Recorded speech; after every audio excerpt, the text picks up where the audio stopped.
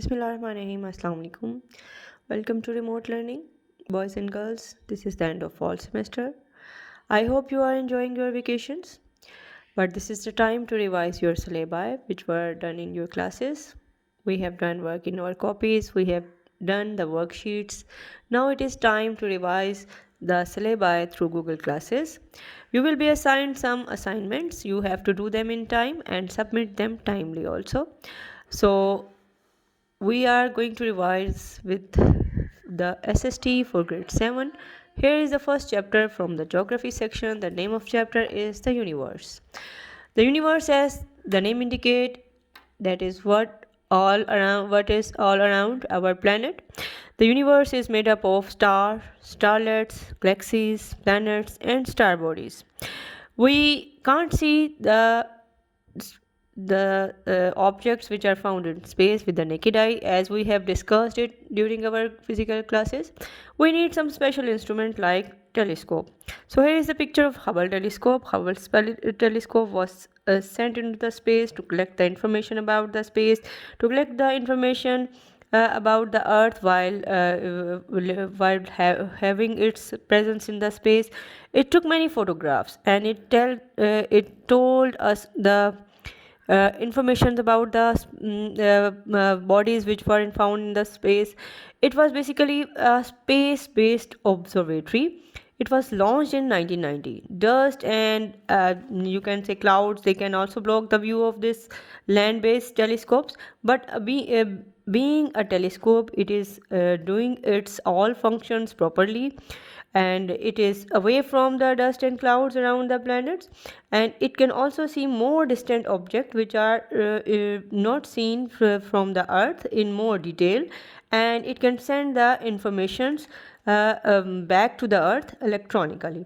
So this is the importance of Hubble telescope, and this was actually very important previously, but nowadays more and more spacecraft satellites, they are sent to gather the information, and one of the most important of them is also the Chandra was launched in and designed in 1999. It was sent later than that of the Hubble telescope.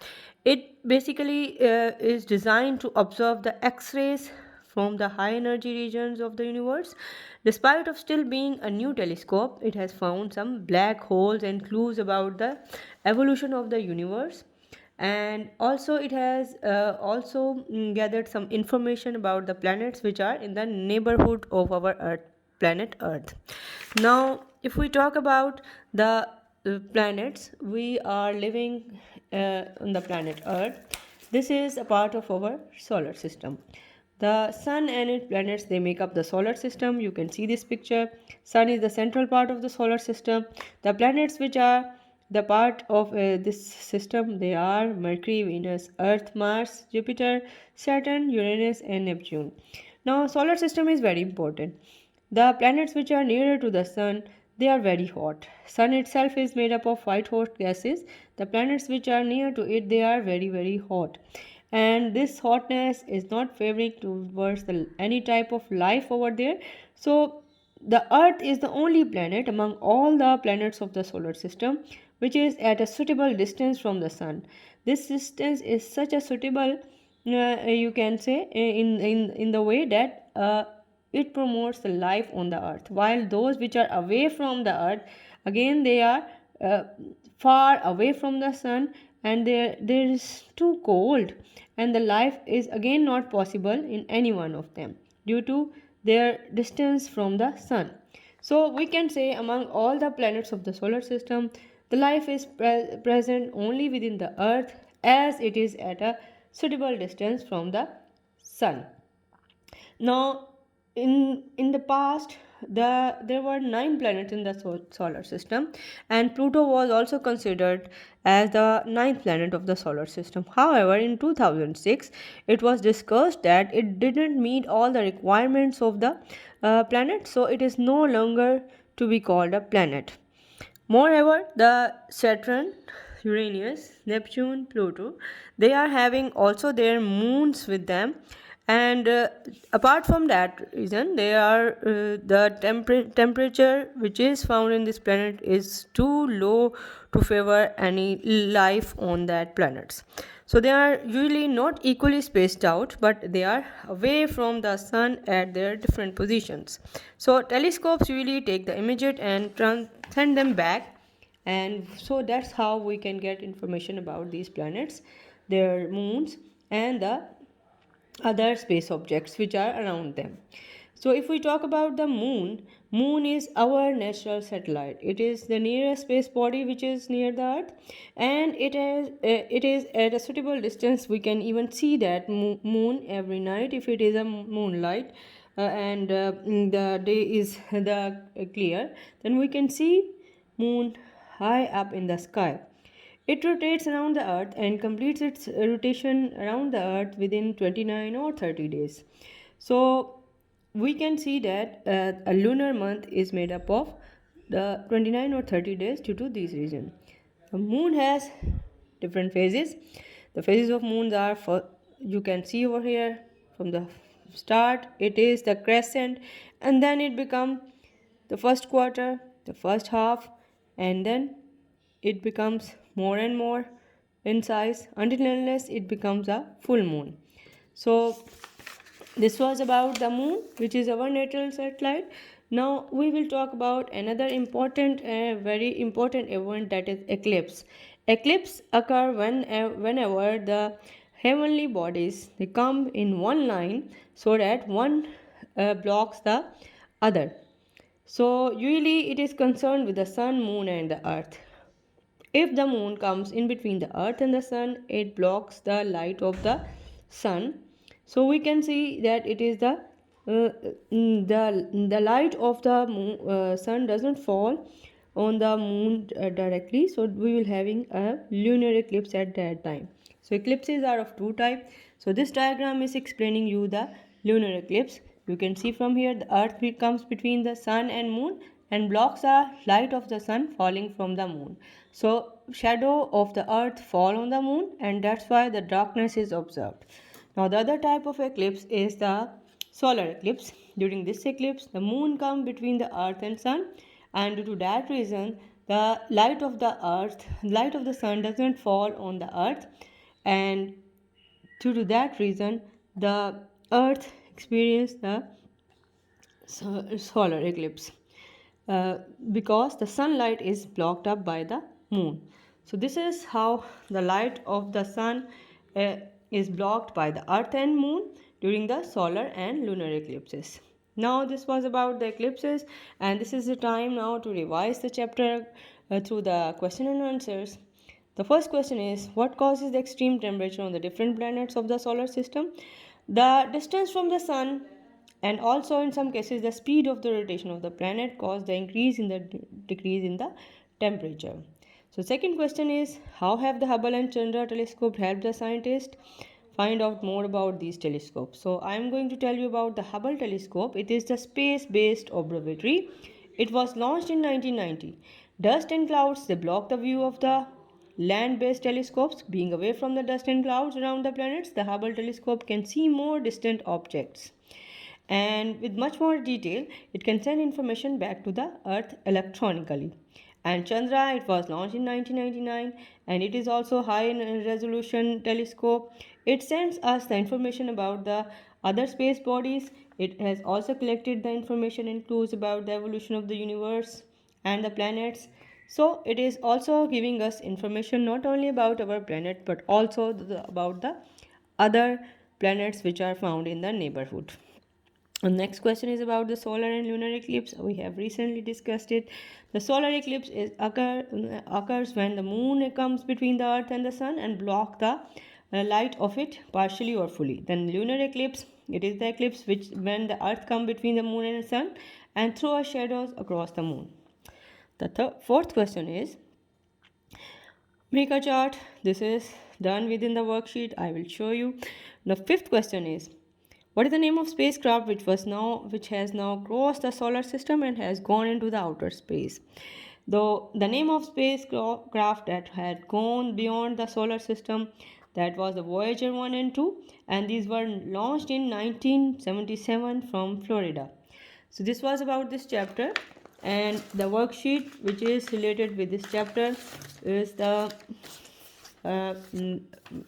is actually showing you the pictures of solar and lunar eclipse, and some important events which took place during the previous years.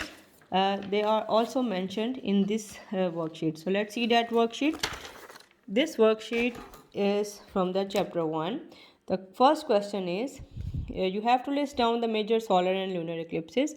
So the major lunar and solar eclipses that took place in 2018, they are as number 1 was in 31st January, then it was a solar eclipse on 15th February, this was solar eclipse.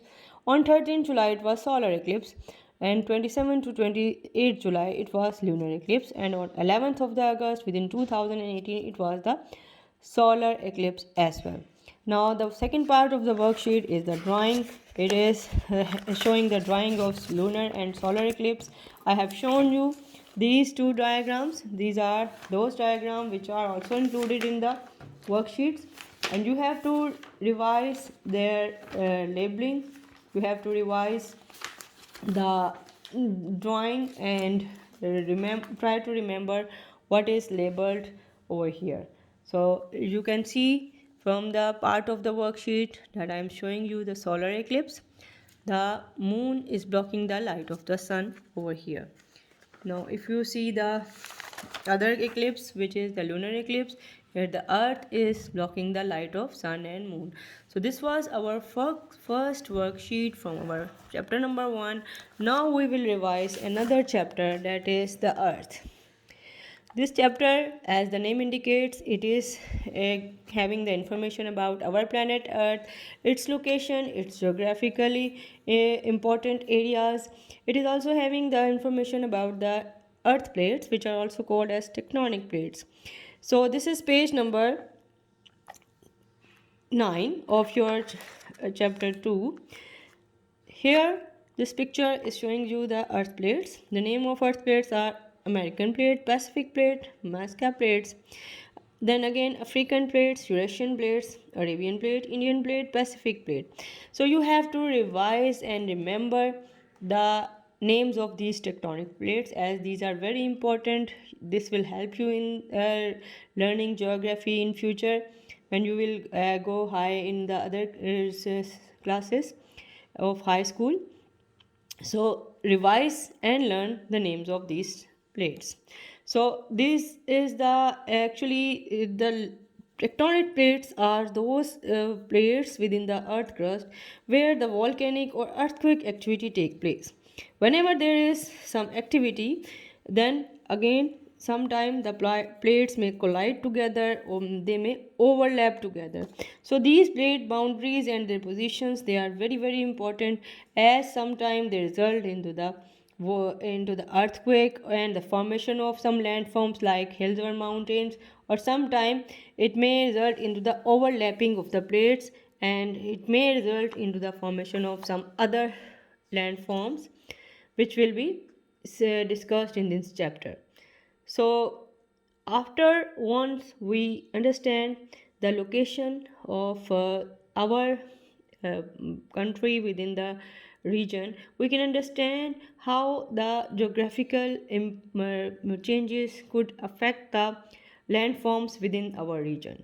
For example, if we talk about the other regions like Indonesia, the geographically important region of Indonesia, it was hit by the tsunami in 2004, and this resulted in the huge massive destruction, and as well as people lost their life. So these changes which whenever take place within the earth crust, they result into the uh, not only the destructive activities, but also sometimes they just give rise to the formation of some landforms as well. So, if we talk about the landforms, we are mainly concerned with the location and geography of certain regions, and the landforms, whatever they are found in particular regions. So, if we talk about the landforms, we are mainly concerned with the lines of latitudes and longitudes. These two lines with on the on the Earth surface and globe, they are actually imaginary line which are drawn in the globe in order to show the position of certain places. So they are just for helping purposes, they are helping us to find out the location of certain regions. So these are the lines of latitudes which move horizontally, and these are the lines of longitude. We have already discussed them in the classroom in detail. Now we are much more concerned by just revising them. Try to learn whatever is taught within your physical classes and revise it. Now these are few lines which are indicating the tropics and polar circles. The first one is Arctic Circle, and then there is Antarctic Circle, there is equator, then Tropic of Capricorn and Tropic of Cancer. This is about the lines and tropics of the region of the earth. So, another important thing which should be discussed within the chapter, that is the importance of oceans. As our land is made up of water and dry land, the dry land includes the landforms. The water bodies include the oceans. The oceans are very important because the reasons are they are the source of rain, they are regulating the temperature of the earth. They are providing the transport across the world. They are the source of food. And similarly, the ocean floor supplies much more minerals, especially the oil and gas. Now, another important topic in this chapter is the water cycle. The water cycle is basically the flow of water within the earth and its surroundings. The water is evaporated from the large water bodies like the oceans and seas, and then vapors go high up in the sky. They condense at the height at the low temperature to form the clouds. Clouds, they throw the rain when they become heavy. The rainwater then comes back down to the earth's surface, and it is collected in the rivers and streams. So this is how the water cycle operates within the earth's surface, and it keeps supplying water throughout the system. So next is about an important event that is the that takes place within the earth, that is the weathering. We will discuss weathering, and weathering is basically the erosion of some landforms, and this erosion could be due to certain reasons. It may be a factor of water currents, it may be wind, it may be some chemical, or it may be some other destructive activity, or even the sunshine. So some reasons are here always which are resulting into the weathering, and this weathering can also result into the huge level of changes within the earth crust, resulting into the change in the landforms as well. So you will read the chapter, try to go through the chapter pages in detail. I have just revised some important topics with you. Now it is time to revise the question and answer which are given in the by the end of the chapter. This is page number 22. Question number 1 is, what are tectonic plates? How are the continent forms? As I have told you, the tectonic plates and their positions, they are very important. Tectonic plates, they are making up of the foundation of the earth crust. There are 10 major and some minor plates on the earth crust. These plates are the source of earthquake. Earthquake may result in the change in the landform, and it may move the continents away from each other, which is also called as continental drift. The second is about the earthquakes. Some important earthquakes, we have named them, you can go through it in your copies. The third question is, explain the importance of seas and oceans to the people living in the island and coastal areas. Since the seas and oceans are very important, they are the climate moderator, source of food, source of transport, source of entertainment, and source of oil and gas as well. We have gone through it. You may check your copies and revise your questions. Now, the next question is, how does the ocean affect the temperature on land? So very easily understood. The vast mass of water, the large amount of water within the ocean heats up and then cools down slowly. Thus, in the summer, the land gets very hot and the air above it rises. The cooler air over the sea is then pulled towards the land, and that's how the land becomes cooler near the coastal areas once the winds blow from sea to land. So, this is how the pleasant and cool weather could be observed within the hot summer days within those areas which are near the seas and beaches. Now in the winter the reverse is the situation. The land cool downs and the sea becomes remain at the same temperature. So the warmer airs move towards the land from the sea, and it stretches the cooler air from the land towards the sea, as a result of which the temperature of the land drops down, becomes higher, and it becomes a little bit warmer. So this is how the oceans can affect the temperature on the land. The next question is, explain with example what is meant by weathering and how it is caused. I have told you earlier that the weathering is the result of some important factors. It may be as a result of action of wind, it may be as a result of rainwater, it may be due to temperature, it may be due to low temperature conditions. Yeah, another question, the question number 5 is, how do current move? What effect do they have? I have discussed already with you. The currents move due to the temperature and saltiness in the sea. Current is actually the movement of water within the sea. So this is question number 5. You can open your copies and books in order to revise your question and answers with me. Don't forget to open your worksheets as well. So the currents which are moving from the region, they are very specific. For example, the currents which are moving from the region of colder areas, they are having the low temperature, and they keep the areas around them where they flow very cool and low temperature. And in the other situation, those currents which are moving in the warmer areas, they are keeping the areas around them very warm. For example, the western coast of Europe and UK, West Indies, Gulf state, India, and much of the New Zealand. So last question is, what step have the local authorities taken for the conservation of marine life along the Pakistani coast? Some steps should be taken by the authorities. Number one, they should conserve the mangrove forest, the coastal area, and then they should reduce the uh, discharge of the water into the sea, and it must be very clear, and it must be treated before entering into the sea. And lastly, the beaches must be kept clean. The awareness should be brought about among the people so that the environmental issues could be provided. So boys and girls, very important for you is to bring your copies when you are revising your work with me. You must bring your copies and your worksheets, and just try to revise with me. This is how you can learn. Now after revision, try to solve that worksheet that I have given to you. Now I am going to revise the worksheet that I gave you within the classroom. This is the worksheet of the chapter Earth, chapter 2. So here are the MCQs. The average depth of the ocean is, you will do it, you have already done it. The deepest point of the ocean is, I have discussed it with you. The Easter Island Chile is famous for its mysterious, what we have done in the class, you can check it in your copies. Dash is one of the important causes of the weathering and works in the several ways, we have done it in the class.